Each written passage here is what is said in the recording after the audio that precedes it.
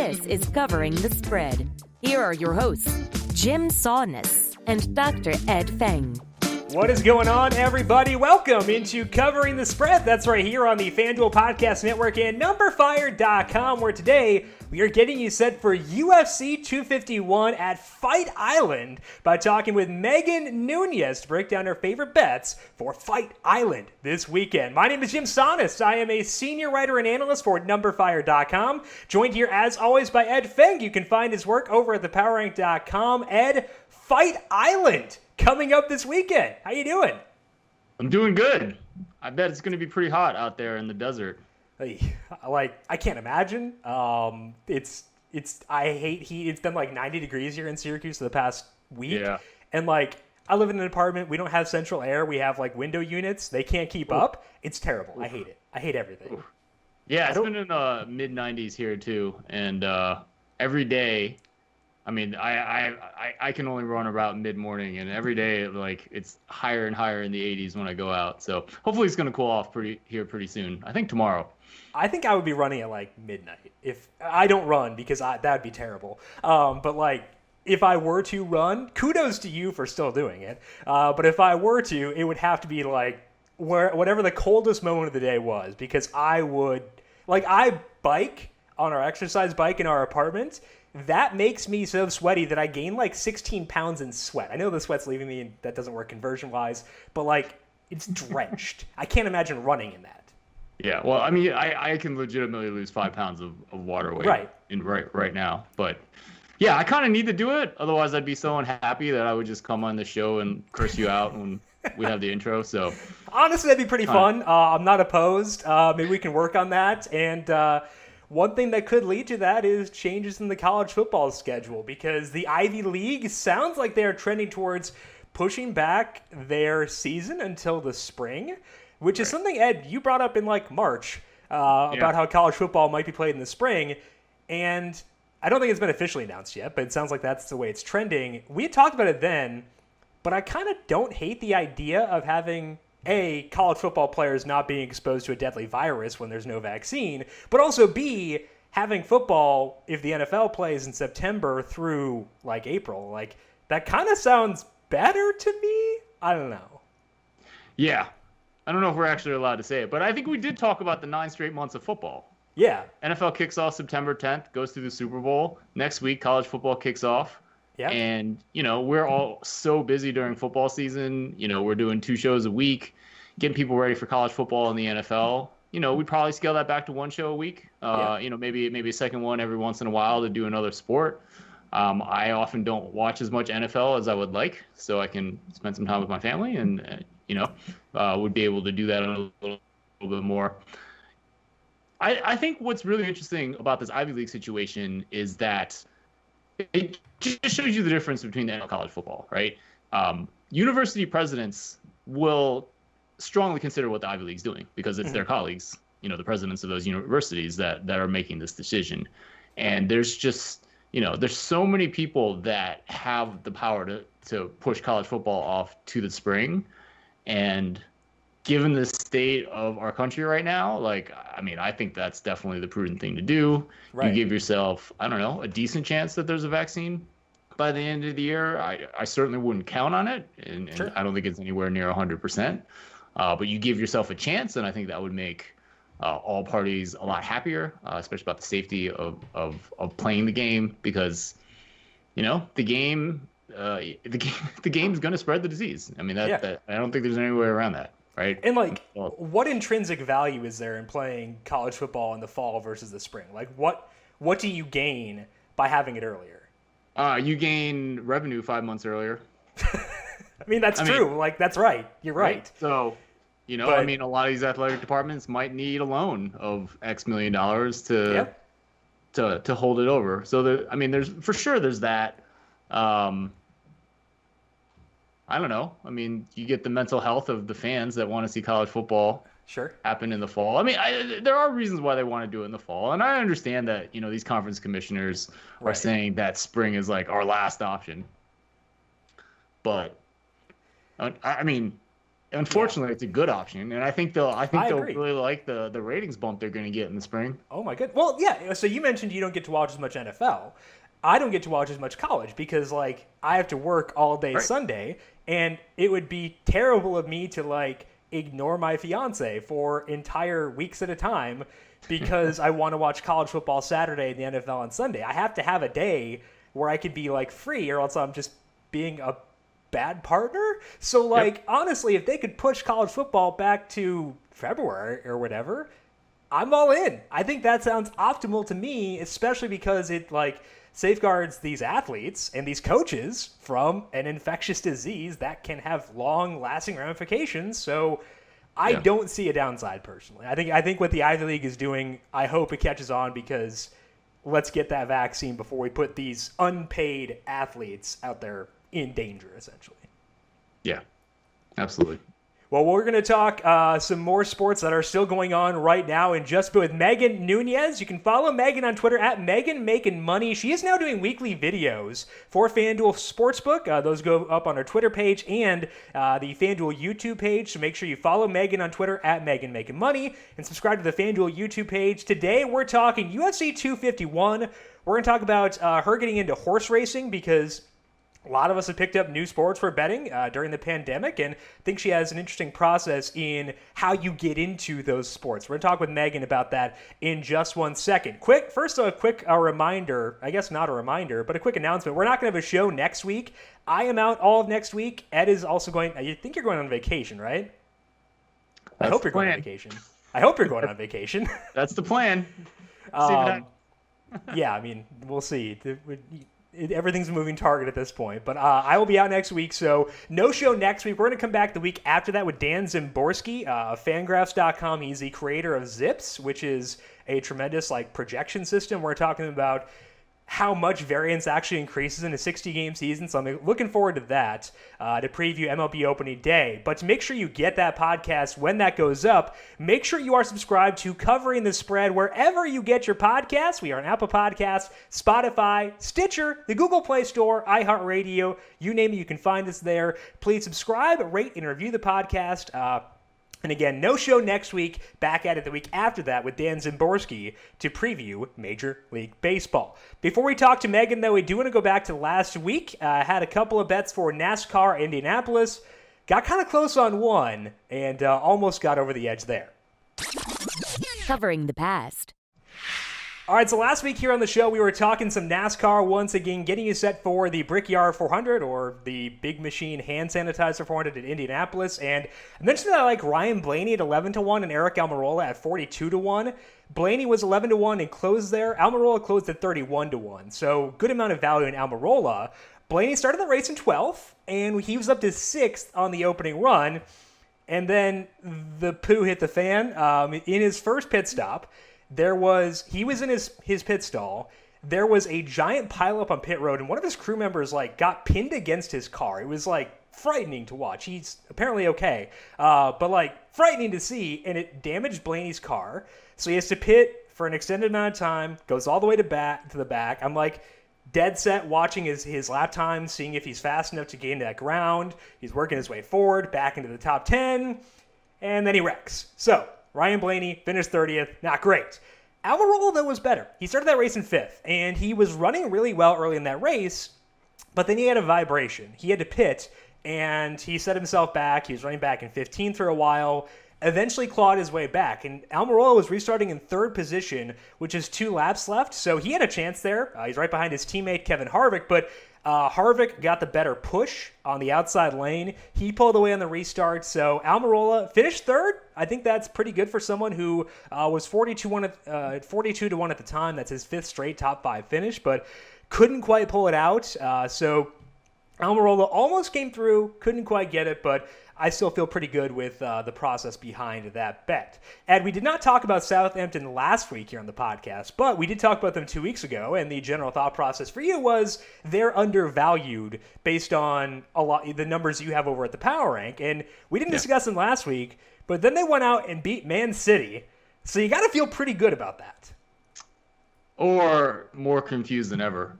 So the numbers have definitely have said Southampton has value, and it certainly said that against Man City as well. The other thing, like, I didn't bet that because I feel like my system has a really expected goals adjusted for strength of schedule. I don't think captures how good the best teams are. So if you just look at the markets, like, the Man City was way in excess of what my number said. Another example is, like Bayern Munich played Leverkusen in the final of the German Cup, and my prediction wasn't as high on Bayern as the markets were. So you kind of consistently see that. I think like the best teams in the world, the Man Cities, the Bayern Munichs of the world, I just don't think the numbers quite capture how good they are. I think you would need some market input to figure out exactly how good they are compared to everyone else. Southampton won the match 1-0. They also got swamped in terms of expected goals. Like Man City was almost 3 and Southampton was 0.8. So obviously a little bit of luck in that result. But, these kinds of things are going to happen. So I still think going forward, Southampton's going to have value. You can definitely go check out my predictions at thepowerrank.com/predictions. They're up now for all the midweek matches. But I think for me as a data guy, still trying to figure out exactly how to evaluate those top teams. And is that true for all sports, or is it specific to sports that use expected goals? No, I mean, my system has some similar problems in college football. Like, It doesn't quite capture how good Alabama and Clemson are compared to everyone else. I think part of the reason there is turnovers, because when you have lopsided games, the turnover margin just tends to skew in favor of the team that is dominant. Yeah, and that leads to some of the margins. But yeah, still something I'm trying to figure out. I'll let you know hopefully when I do. But hey, we can just chalk this up as a Southampton win, and we're going to feel good about it. We'll ignore the expected goals in the game itself, and we're going to count that result. Yeah, we're not going to ignore it. But also, like, I am. You don't have to ignore it. I will personally, because I want to feel good for you. Yeah, I mean, I had if you remember, like, I had a big dog in Mönchengladbach against Bayern Munich that didn't work out, but the expected goals was much less than it was in this one. I mean, I think that one was like on a late goal too, wasn't it? Yeah. So. And Bayern Munich was definitely the better team, but you can certainly get these cases where a team dominates and still lose. So make sure you check out Ed's numbers over at thepowerrank.com. Before we dive into our discussion about UFC 251 with Megan Nunez, FanDuel Sportsbook is giving you a chance to bet to get in on the action risk-free. Create a FanDuel Sportsbook account today and place your first bet. If you lose, FanDuel will give you a refund up to $500 in site credit. It is that easy. For more details, visit sportsbook.fanduel.com. Offer valid for new users only. Must be 21 years old. Gambling problem? Call 1-800-GAMBLER. Let's bring on Megan Nunez now. She is on Twitter at Megan Making Money, making some videos for FanDuel Sportsbook and the FanDuel YouTube page. Make sure you subscribe to that and follow Megan on Twitter. We're going to break down UFC 251, Fight Island, and talk some horse racing too. Covering the present.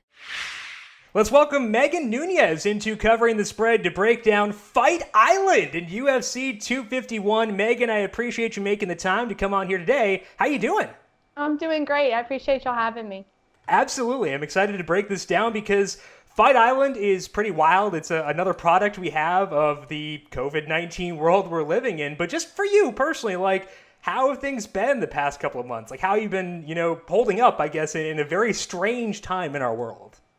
I mean, it's been crazy, especially, as we talked about, me being home with the kids and trying to juggle two completely different tasks between mom and, making picks and putting out decent bets. So it's been pretty crazy. I mean, the whole mask and sanitize and staying home, definitely been doing a lot of that. I've escaped once or twice, but they were at like Airbnbs where like I just doused everything down and it was like we didn't go anywhere, brought our own food. But, I can't complain. I'm healthy and my family's healthy and I'm here, so no complaints. Megan, on your Twitter feed, you've definitely inspired me to grab a basketball and a bottle of beer for the Megan stunt. So I see you've been teaching yourself tricks like that as well. Yeah, I might have stolen that one from like a TikTok or something. But I like to kind of see what I can do and what I can't do, and right now is the time to kind of figure out those weird things, you know. So that one, I was super confident on. I was barefooted, like I was ready to go. I was fully committed. I was gonna catch it no matter what. And if I didn't catch it, it was going to be a great fail, and I was coasting it either way, so it didn't matter. Okay, I like the transparency. That's perfect. And picking up new hobbies, I think something that a lot of us have done in the past couple of months, and that can relate to betting too, because there were no regular sports going on for a pretty long time. So did you pick up any new sports to bet on to fill that gap, or did you try to stay patient until the sports you're stronger in pick back up? Well, I tried to be patient. I dabbled in a little KBO until I realized it was just a complete mess. And then I've always really wanted to start getting into horse betting, and I have a lot of respect for the people that do it because it's a lot of work. It takes a lot of time. It's definitely a certain skill set, and I've been working towards it. So I've been kind of getting into a track here and there. I'm not playing everywhere. I usually pick one or two tracks and stay there and try to learn about it. And horse racing is probably the only thing that I've picked up, and occasionally tail a Bundesliga play here and there, or even a good KBO play. I have a guy that's been hitting a ton of unders as of recently, and been tailing him, so he's been great. And are you thinking you'll keep the horse racing going once baseball and basketball and stuff start to come back?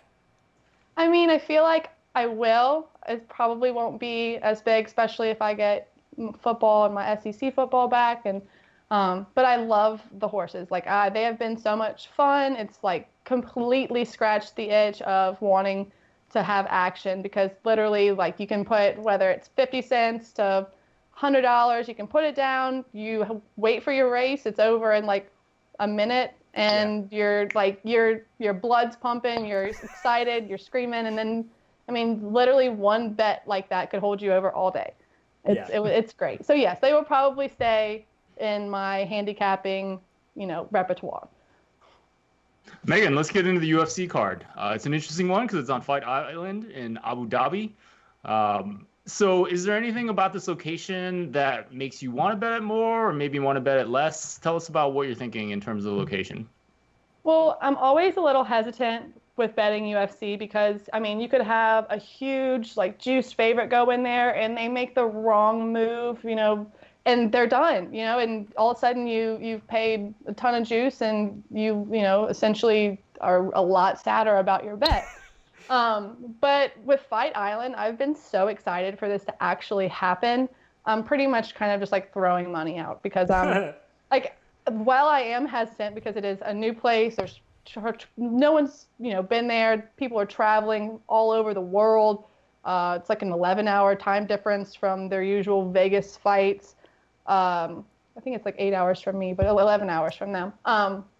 There's literally the testing, I think they have to take 4 tests all throughout the week, or maybe even more. I'm not sure, but of course there's a lot of variables that would make a sharp person say, I might not want to bet this, this card. I, however, I guess am just a little bit more excited than sharp per se. I think we're all a little itchy, so I understand that for sure. So let's talk about your UFC betting process and what that looks like. Are you someone who leans on numbers and data? Do you like to watch past fights? Because most of them are available on YouTube to see what styles are like. What does it look like for you before you lay down a bet?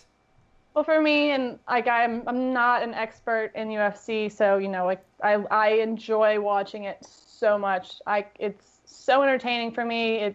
I love it. So what I usually do is I'll pick some fighters and I'll go back and I will watch past fights. I try to find other fighters that they have fought previously that kind of are in the same element as the fighters they're going to fight now. I'll look at how many knockouts. If a guy's been knocked out instead of or has been knocked out instead of winning by points. And, I'll look at props.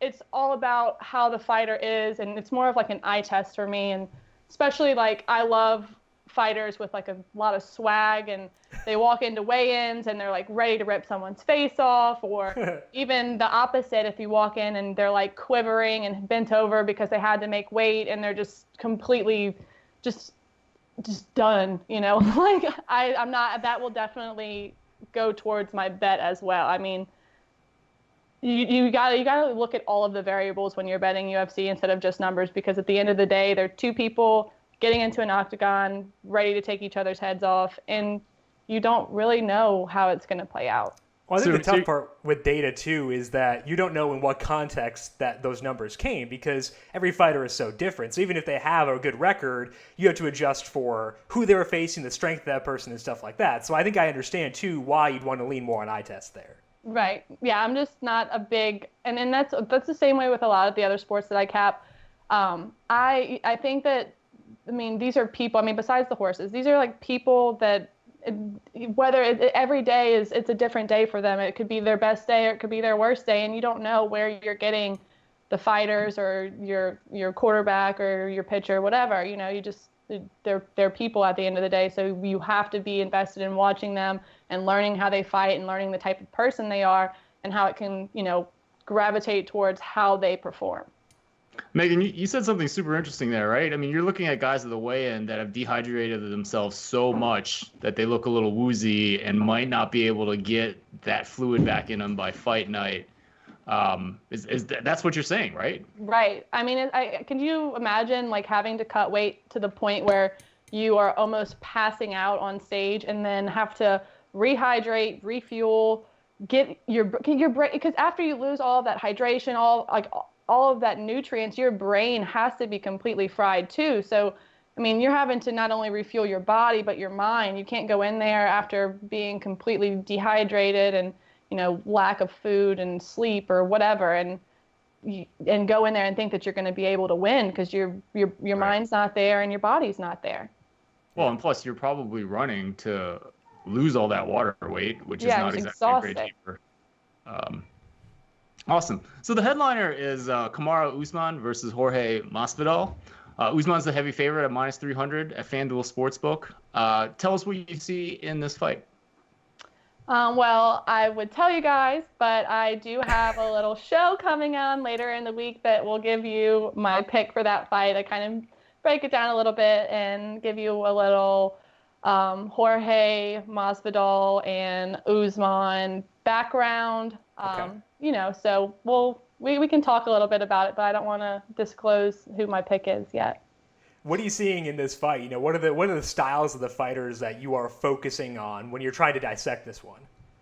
Look, I feel like Masvidal is the type of guy that is a little bit more fluid and can go from striking to wrestling to, 5-second flying knee knockouts. I feel like he can really do it all, where Usman is more of the wrestling style. I think that he's going to try to get Jorge to the ground. I think they're both going to, about round 3, they're going to be super slippery. They're not going to know what to do with each other.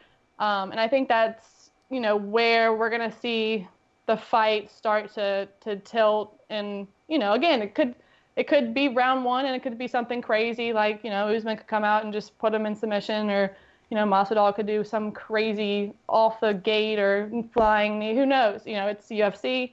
It's two guys at the end of the day fighting. So I guess we'll just have to find out. Yeah, and to check out that video, make sure you follow Megan on Twitter at MeganMakingMoney, and that'll be up on the FanDuel YouTube page later this week too. Let's talk about 2 other fights here on this card. With title implications, we got Petr Yan facing Jose Aldo, and then Max Holloway is facing Alexander Volkanovski. Any market stand out to you in either of those fights based on the current odds over at FanDuel Sportsbook? Okay, so with the Yan Aldo fight, I think that I'm not taking Yan straight up because he's just a little too juicy. Let me look at the odds so that I don't get it wrong. With Yan, I like method of victory by points at plus 240. I think Aldo has, he's been around forever. He's fought 1 more fights than Yan has even, fought. He's got the jiu-jitsu style. He's, the Brazilian jiu-jitsu. He's been around. So I don't think that, I mean, look, he could get knocked out. He is long in the tooth. Again, anything could happen. But I feel like he can hang in there long enough to where it makes it a good fight. But Yan will probably dominate every round, and Aldo will have to hang in there. And that's where I kind of found some value there, just because it is, I think, plus 240. So. Anything for the Holloway-Volkanovski fight, or is that one not as enticing to you? Well, after it wasn't as enticing, and then I saw that supposedly Holloway hasn't been training, like sparring with anyone as far as his training goes. He's been doing everything over Zoom calls, and he hasn't been with any of his trainers because of heavy restriction. And I don't know how you go into a ring without physically touching someone for months. Like, it doesn't make sense. So with that one, I went ahead, because even Volkanovski is pretty juicy too. I took the fight to not go the distance at plus 152. That's all at FanDuel. And that's only because I feel like while Holloway, he lost the last fight. He's coming back. It's the second fight against Volkanovski. But I really think that he's just not going to be able to take the hit. He's not. I just don't know how you go in without having sparred someone. So I'm going to go ahead and take a little risk there, but I'm going to have it not go the distance. Megan, you mentioned a little earlier about, fighters that are well-rounded versus ones that specifically like to do one thing. UFC is very unique in that way, in that there's so many different types of styles. Do you find like a preference for generalists versus specialists when you're thinking about these fights? I mean, I personally like a general fighter, because if you're well-rounded in whatever you're doing, even if the person that you're fighting is like supposedly the best striker ever, if you're well-rounded in a general sense, I feel like you have a better shot just at beating someone else instead of it's just having more tricks up your sleeve versus one, Right. Yeah, I always tend to think about that in terms of boxers, right? And going against the knockout artists, because they kind of seem like a one-trick pony, whereas the guys that can box have more skill. Right. But I gotta think it's even more so in UFC, where there's so many different elements, right? It's not just boxing. It's wrestling, it's grappling, and all those types of things. Let's take a look at the other fights on this card here. We have 12 total fights on Saturday, which is pretty interesting. And we can bet on all those over at FanDuel Sportsbook. Megan, any of them present value in your odds of where the numbers currently stand outside of those 3 title implication fights? There was one more that was a little interesting to me. It's it's a fight that they're fighting again. They've already fought before, and that's Rose. No, I don't want to butcher her name. Nunez? Yes. So she lost last fight against Jessica, I don't know how it's pronounced. I do not want to mess up anyone's names. But she lost last fight, and it was a weird, like, slam KO, and she was a lot faster than Jessica, I felt like, the whole fight. And I think she's a favorite this fight, even though she lost last fight. But I feel like Jessica is just like a brawler. She is so strong, and she's throwing haymakers whenever she gets the chance. And I feel like that type of fighter is someone that you, especially after you've already fought them once, you can really learn to find holes in their game. Because if she's just going to come at you and just big strikes, big moves, Rose is quick enough to where she can really get in there. And for that fight, I think I took, let me double check. Yes, I took Nunez, method of victory by points at plus 155. So I really tried to find some good value within the fights that we were talking about, because I don't want to just give out a bunch of, big juicy favorites and clap my hands when I win. Well, especially because people betting UFC, a lot of people listening to this probably aren't like diehard UFC listeners, right, and want to just, casually bet it. And, it makes sense that they want to, have a little extra juice on it too. Right. All right, before we let you go here, Megan, I do want to talk about horse racing really quickly, because we were talking about before, and you've been learning this new sport and trying to navigate your way around, finding a new betting avenue. So what have you been leaning on? What resources have you been leaning on in order to make your bets there with horse racing to make that transition a bit easier? Okay, so first I followed everyone that I thought was smarter than me. I feel like that's always smart. Always the number one thing that I've done is try to surround myself with people that are smarter than myself. So I followed the smart people. I decided on 2 tracks, and I played a couple here and there. I played like Santa Anita, I played Gulfstream, Churchill, Belmont, and then I kind of found 2 that I really liked, and I stuck to them. So I could get used to, who was running there, the trainers that are there, things like that. Then I really started to learn how to read the racing form, which I feel like is really important, especially when you're looking at like past performances and stuff like that. So I learned how to read the racing form for the most part, and then I've kind of put my card together. A lot of the time it's like, especially if the weather's nice, I'm picking a lot of chalk horses, but if it hits, it hits. A winner's a winner. And I'm not putting a lot of money out there. It's, $3, $5, $10 here and there. But that's pretty much what I do. I'll put my card together after I've done my research for the morning, made sure the weather's nice, see who's what jockey's been taking over for the week, if one has had a better week than the other, and, who's running in the race. And then I'll put my card together and I go look at everyone who else has put out their card, people that I find are smart. I'm like, oh, okay, well, they like this horse in this race. Why did they choose this horse over that horse? And then I'll go back and I'll look at my notes, and I usually stick with my horse just because I'm stubborn. So I'll stick with my own, and then if I'll kind of write little notes to the side, like, this person picked this horse this reason. And if I hit, I'll, highlight mine, and if they hit, I'll highlight theirs and tell myself, don't be so stubborn. Well, I think that's interesting too, because it's always good to hear different processes. And I like the way that you're reverse engineering it, where you see their pick and then try to figure out how they got there. Right. Has that led to, changes in your process, seeing how other people do it and kind of investigating what they may have done right and stuff like that? Because it sounds like a really sound strategy if you're getting into a new sport. Well, yeah. I really feel like for the most part, it's worked for me. And I as far as like other sports, I don't use that method. This is just me getting into the horse racing. Sure. But I feel like as far as like finding what I've done wrong and what they've done wrong is like I will miss things, right? So like if I don't read that like a horse had a class drop, or if they've added blinkers, or if there's a certain horse from out of state that's running in the race that I didn't notice. And it's just little small, like, and again, that's why I give so much credit to the horse racing community and the people that are doing multiple tracks all the time. It's insane. Like, it's definitely, you have to love it. It's an art. So much respect for all those people.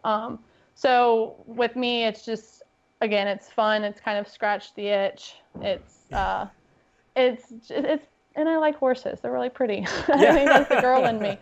So that's perfect. Well, that is Megan Nunez. Make sure you give her a follow on Twitter at Megan Making Money. Check out her video later this week for FanDuel Sportsbook and on the FanDuel YouTube page. Megan, good luck with UFC 251 and your horse racing bets, and hopefully we can talk to you again here soon.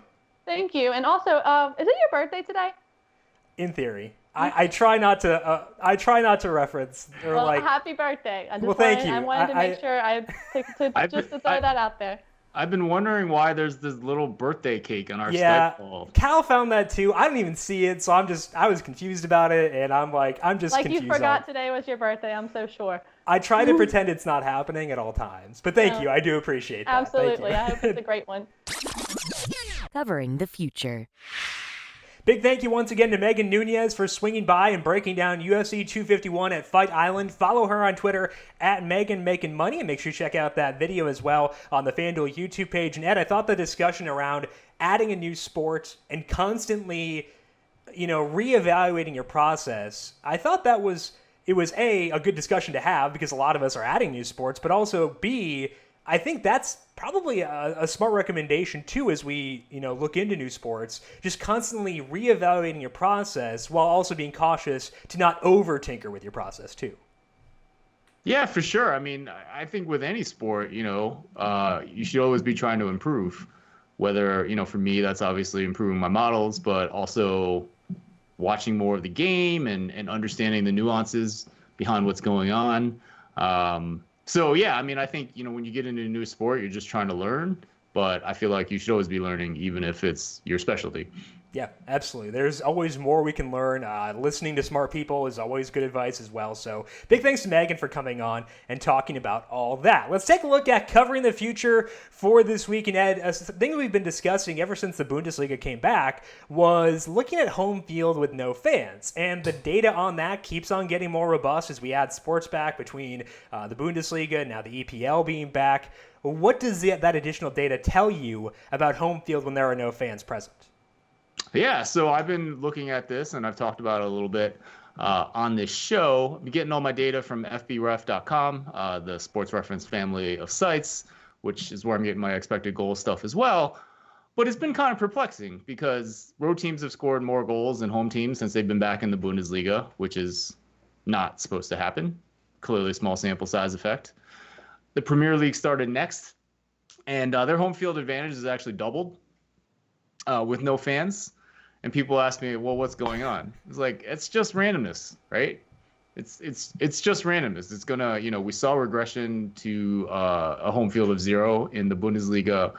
We will eventually see regression in the Premier League from double what they were doing before.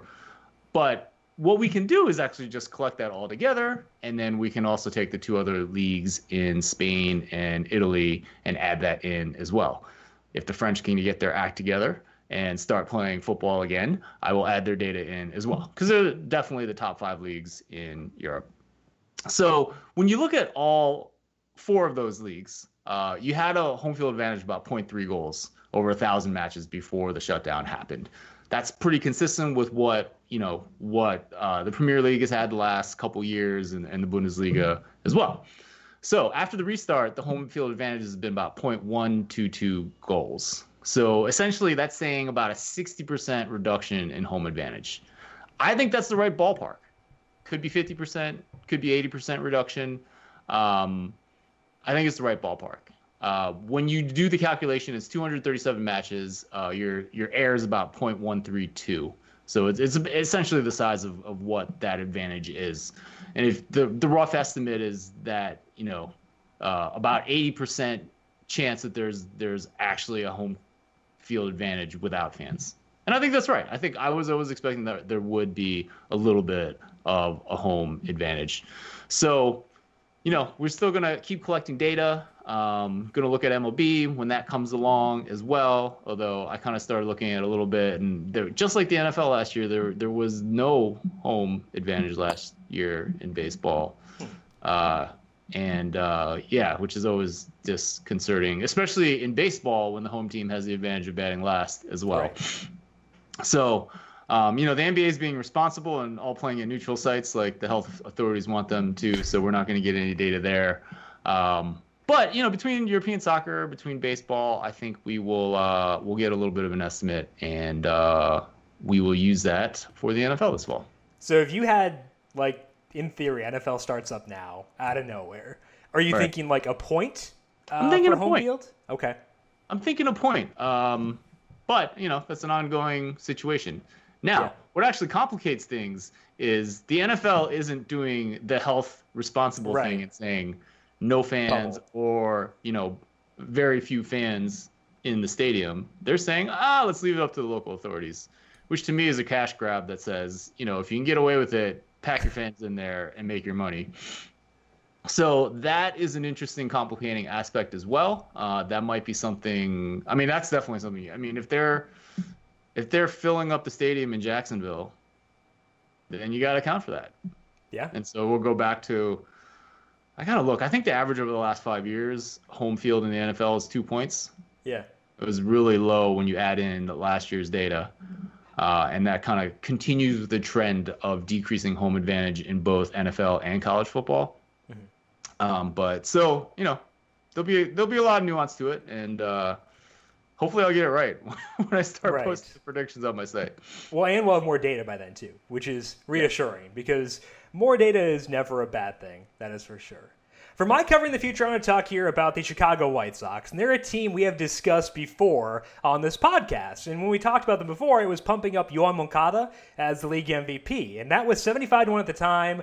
But now with the shortened season being official, he's down to 30-1, so we can't really talk about Moncada anymore. But a similar mindset with Moncada can apply to the team as a whole, and that's why I want to snag them at plus 310 to win the American League Central. The White Sox are going to be a volatile team this year, and that's not a bad thing, always. Volatility can be good if you can hit the high end. I think the White Sox may be able to. They are a young team with a bunch of new pieces. That's going to make them hard to predict. But most of those young players have a high ceiling, and their floor has gotten a lot better with the additions of Yasmani Grandal, Edwin Encarnacion, and Dallas Keuchel. So I think we can see the impact of those players by going to Fangraphs.com, because there you can see what each team's active roster did last year. So it will basically pretend Encarnacion and Grandal were on the team at that time. And when you make that switch and look at just active rosters, the White Sox offense ranks 6th in the entire league in WRC+. The Twins are also in the AL Central. They rank 3rd, but Cleveland, who is ahead of the White Sox in the betting odds, they're all the way down in 16th. They are just 21st in UZR per 150, which is a fielding stat. They're just 3rd in the American League Central there, so the fielding not as good, but the defense of Grandal at catcher should be pretty big here, because Grandal is an elite framing catcher. That's going to help their defense, but it's also going to help their young rotation make the next step and hit the high end of their range of outcomes. We saw a lot out of guys like Lucas Giolito last year, but they've got guys with stuff and potential in Dylan Cease, Ronaldo Lopez. They got potential in that rotation, and Grandal is a kind of like a cheat code to unlocking that potential. The Twins are minus 130 to win the division right now. I like that team a lot. I think they're very good. I think they should be the favorites, but in a 60-game season, it seems a little aggressive to put them at minus 130. The White Sox win total is just 3 games lower than the Twins, so with their division odds at plus 310, I think it's a good time to buy into the volatility and the increased floor that comes with the White Sox new pieces and make that bet. Ed, I know it's been a short turnaround since the announcement that the baseball season will be just 60 games, but have you had a chance to check out any division odds in that time yet? I haven't. I was just looking at the win totals. I mean, I think for this division, you can just kind of throw out Kansas City and Detroit. Yeah. Sorry, Detroit. Yeah. Hey. They had some good years. But yeah, I mean, clearly the Twins look good. I mean, it looks like Cleveland's going to be a contender there as well. But I like taking the volatility of a talented White Sox team. And I think the reason I went with the division bet rather than the win total was because of that volatility. The win total is, you're not going to be getting a ton of juice there, but you want to go for a more volatile market, and you can get a better number with the division. You shoot for the upside there. Didn't think the rotation was good enough to bet them to win the American League or the World Series, but to win the division, I think that's within the range of outcomes. So I do like the White Sox at plus 310 to take down the American League Central. That's all that we have for this week from a sports perspective. But Ed, we were talking before the show, Hamilton on Disney Plus, something you've seen live. I had never seen before, but it's been interesting for me to consume it for the first time. But did you actually watch it this weekend? Oh yeah, absolutely, man. We had a little family date with the other family that originally got us into Hamilton. Okay. 2016 or maybe 2017, whenever we got into it, like it was an entire year that we were obsessed with the music, saw it live twice. Not something we would normally do, but both my wife and I turned 40 that year. I read Alexander Hamilton by Ron Chernow, the book that it's based on, which is brilliant in its own right. So I'm a huge Hamilton fan, and it was amazing to see the original cast. Yeah. So the woman that plays Angelica is so much better than both the people I saw live. Like it's not even close, It's like Michael Jordan versus like I don't know. Take your pick of crappy two-guard league right now. Like, I mean, it's really that much of a difference. And then Daveed Diggs, who does both Lafayette and Thomas Jefferson, like he does all of Lafayette in a French accent, which no one else in the world can probably do, or at least no one else that I've seen play that part actually does. It's unbelievable. So to see that live and it's the whole show, like as much as time that you can spend listening to the soundtrack, the whole show was meant to be seen live. Yeah. So there's a lot of songs about like, when there's one song in particular where Hamilton has the affair and writes about it, and then they're making fun of him. Like, that doesn't really work just music-wise. You have to see the whole production because it's hilarious, right? Yeah. I mean, you saw it. It's hilarious. Yes. Yeah. Well, I mean, like, I had never I listened to the soundtrack maybe once. Didn't get super into it. I listened to they made a mixtape. It's hard to know what the heck is going on from the soundtrack if you listen to it once. But the other thing too is you can't. So this is going to sound like a tape versus metrics thing. It's not that. But like there is a sports parallel in watching this because you can tell the talent of Renee Elise Goldsberry, who played Angelica, and Leslie Odom Jr. Like, it's like when you watch a college football game and there are two guys in the field who are just so much more talented than everyone else. You appreciate it no matter what your level of investment is. You're like, oh, they're good. And you can tell right away. And that was exactly like the takeaway that I had. Like, the music was cool. Choreography was really fun. But just watching those two specifically do their stuff, it blew me away. It was so cool. Yeah, they're amazing. I mean, I feel like I saw some pretty good Burrs. Maybe not quite as good as Leslie Odom Jr. Yeah. But, Lafayette and Angelica were, I mean, that was the joy. And I need to really, I want to go back and watch it again because I had uninterrupted time to see the first half, but seeing the second half was a little interrupted with life responsibilities. So yeah. Definitely want to. Are you a musical fan in general or just specific to this one? I mean, I'll go to a musical, but I wouldn't say I'm a huge fan. Yeah. I mean, I tend to get bored, just because like the constant singing, like my brain, it gets too distracted if there's too much singing. But this one is good. Like, well, you get a lot of different styles. Yeah, so you get that's the rap, part of it. And you get like the normal songs, and then you get like the King. It's all like different styles, which I think. And if it's music that I know, like the Music Man and Jersey Boys, I can jam with those like very easily. But when it's music as interesting as Hamilton, it's not very hard for me to pay attention. And like I don't pay attention to anything in life. I'm very scatterbrained.